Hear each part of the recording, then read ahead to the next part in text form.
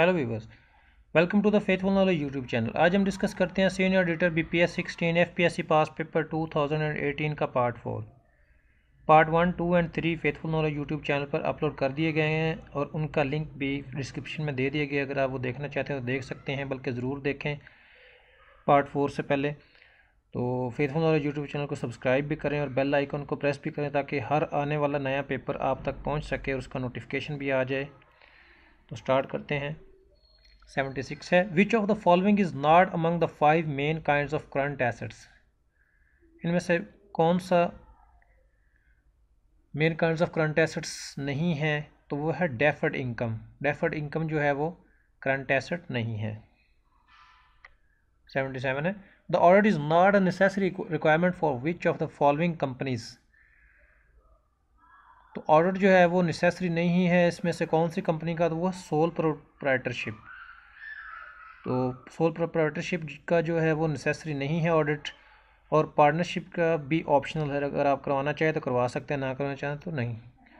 लेकिन जो कंपनीज़ हैं, कॉरपोरेशंस हैं, उनका जो लिस्टेड कंपनीज का जो ऑडिट है वो नेसेसरी है। 78 है, which of the following feature is known by the income statement for a merchandising company. तो मेन फीचर क्या है इनकम स्टेटमेंट में मर्चेंडाइजिंग कंपनी का? तो वो है gross profit, cost of goods sold, sales revenue section. तो तीनों के तीनों सेक्शंस जो हैं वो मर्चेंडाइजिंग कंपनी इनकम स्टेटमेंट के कंटेंट्स हैं। तो all of the given options are correct. 79 है, which of the following is temporary account. इनमें से टेम्परेरी अकाउंट कौन सा है? तो वो है इंश्योरेंस एक्सपेंस। तो ऑप्शन सी जो है वो इंश्योरेंस एक्सपेंस जो है वो टेम्परेरी अकाउंट है। 80 है, an entry that affects more than one accounts is known as. ऐसी एंट्री जो एक से ज़्यादा अकाउंट्स को इफेक्ट करती है तो वो है कंपोज्ड एंट्री या कंपाउंड एंट्री। 81 है, a bank offers 20% compounded monthly, what would be the effective annual rates of return. तो ये कंपाउंड इंटरेस्ट का जो है क्वेश्चन है, सिंपल इसको सॉल्व करें तो 21.99% जो है आंसर आएगा रेट ऑफ रिटर्न। 82 है, the discount account is a nominal account. Discount account जो है हमेशा नॉमिनल अकाउंट होता है। 83 है, direct expenses are charged on. Direct expense जो हैं वो ट्रेडिंग अकाउंट में जाते हैं। 84 है, heavy expenditures on advertisement of a new product is a deferred revenue expenditure. तो डेफर्ड रेवेन्यू एक्सपेंडिचर क्या होता है? तो डेफर्ड रेवेन्यू एक्सपेंडिचर जो होता है वो अगर ज़्यादा एक्सपेंसेस हो जाएं प्रोडक्ट की एडवर्टीज़मेंट पे, तो नंबर ऑफ़ ईयर्स पर उसके जो एक्सपेंसेस हैं वो डिवाइड कर दिए जाते हैं। हर साल जो उसका कुछ जो होता है शेयर वो हो जाता है, एक्सपेंस आउट हो जाता है। तो इस तरह ये डेफर्ड रेवेन्यू एक्सपेंडिचर कहलाता है कि हर साल थोड़ा थोड़ा करके इसको एक्सपेंस आउट किया जाता है। 85 है, which one of these considered as non cash item. तो इनमें से कौन सा नॉन कैश आइटम है? तो वो है डेप्रिसिएशन।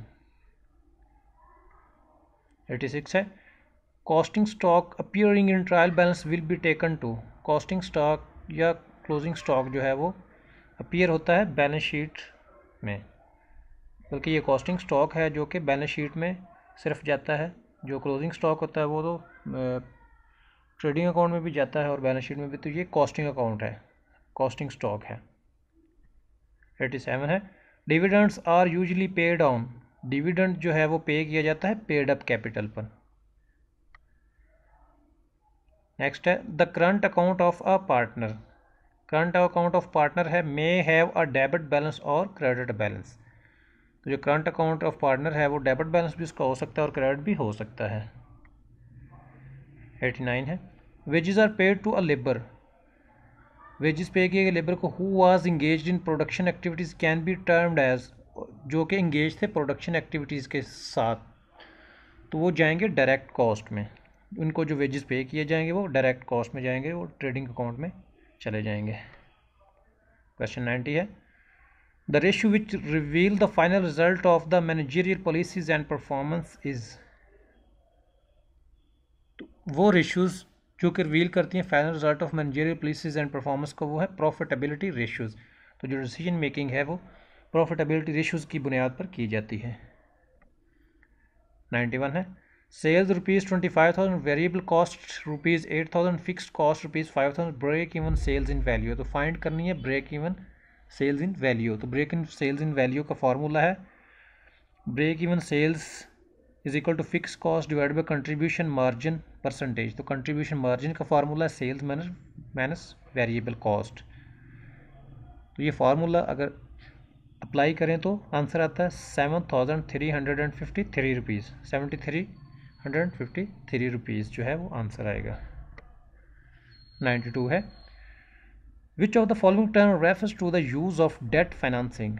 कौन सी टर्म जो यूज़ होती है डेट फाइनेंसिंग के लिए, तो वो यूज़ होती है फाइनेंशियल लीवरेज। अब फाइनेंशियल लीवरेज कैसे फाइंड करते हैं, तो percentage change in earning per share divided by percentage change in EBIT, earning before interest and tax. EBIT है earning before interest and tax divided by EBIT minus interest. तो इस तरह degree of financial leverage जो है वो find किया जाता है। 93 है which of the following statement shows assets liabilities and net worth as on specific date. तो ये चीज़ें कहाँ पर मिलती हैं, ये मिलती हैं बैलेंस शीट के अंदर। 94 है which one of the following is not a form of business organisation. इसमें से कौन सी फॉर्म जो है बिजनेस ऑर्गेनाइजेशन नहीं है, तो वो है कोऑपरेटिव सोसाइटीज़। 95 है in which type of business all owners share in gain and loss and all have unlimited liabilities for all business dates.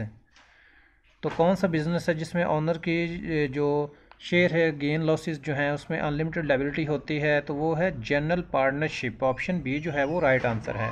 General partnership में जो इनकी लायबिलिटी जो होती है वो लिमिटेड होती है।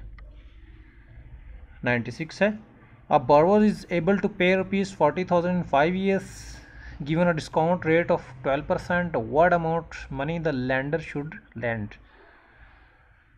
तो कंपाउंड इंटरेस्ट का ये क्वेश्चन है, इसको सॉल्व करें तो 22,697 आंसर आएगा। 97 है rule of 72 for finding the number of periods is fairly applicable to which of the following range of discount rates. तो अकॉर्डिंग टू 72 रूल जो है उसके मुताबिक फेयरली एप्लीकेबल जो रेंज ऑफ डिस्काउंट रेट है वो है 5% to 20%। 98 है which one of the following is the rate of return that firms creditors demand on the new borrowing. तो रेट ऑफ रिटर्न जो क्रेडिटर्स न्यू बोरोइंग डिमांड करते हैं तो वो है cost of debt. Option A cost of debt. 99 है the difference between an investment market value and its cost is called dash the investment. तो ये नेट प्रेजेंट वैल्यू। तो difference between investment market value and its cost, इससे क्या find होता है net present value. Question 100 and last question a model which makes an assumption about the future growth of individual is known as dividend growth model. तो ये model जो है वो assumptions future growth के लिए प्रोवाइड करता है, डिविडेंड ग्रोथ मॉडल। तो viewers faithful knowledge YouTube channel को सब्सक्राइब करें और सीनियर एडिटर की तैयारी करते रहें। इंशाल्लाह नेक्स्ट जो सीनियर एडिटर का पेपर है वो जल्दी अपलोड कर दिया जाएगा। Bye bye.